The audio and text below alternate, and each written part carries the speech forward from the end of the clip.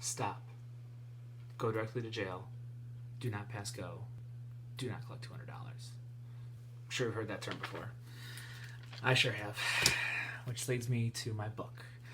It is called Pass Go and Collect $200. It is a book that is written by Tanya Lee Stone, and it is illustrated by Steven Salerno. So, a little bit of information about our author, Tanya Lee Stone. She is actually the author of unknown stories of women and people of color.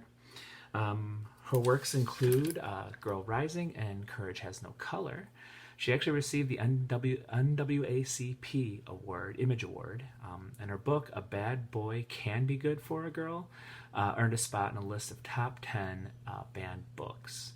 So how I found this book is I clicked on the link for the NCTE Orbis Pictus Award and found the book and kind of wanted to know the history of the game. So this book pretty much, it gives you information from start to finish of how the game was first created and to how it turned into the game we know today.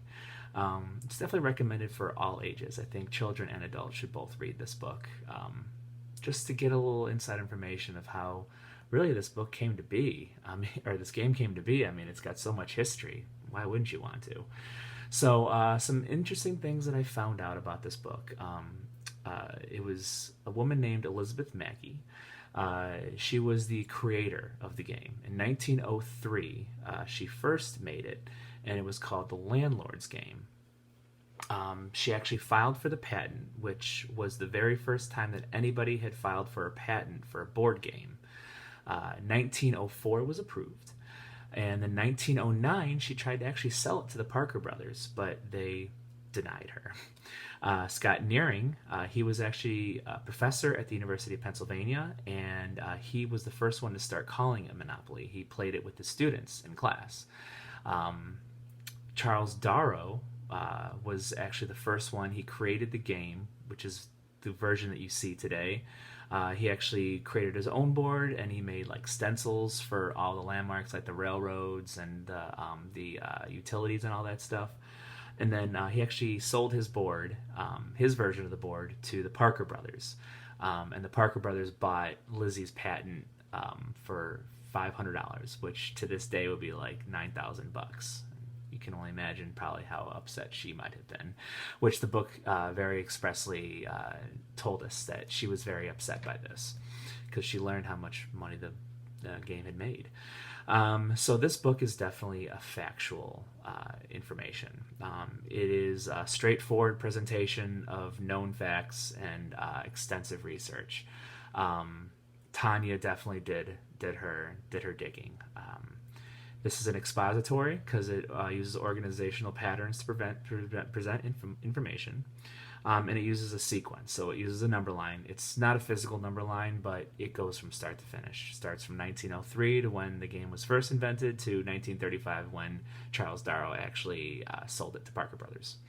It uses a timeline, like I said, not a physical one, but it uses it, and a bibliography. So the bibliography shows all of her sources,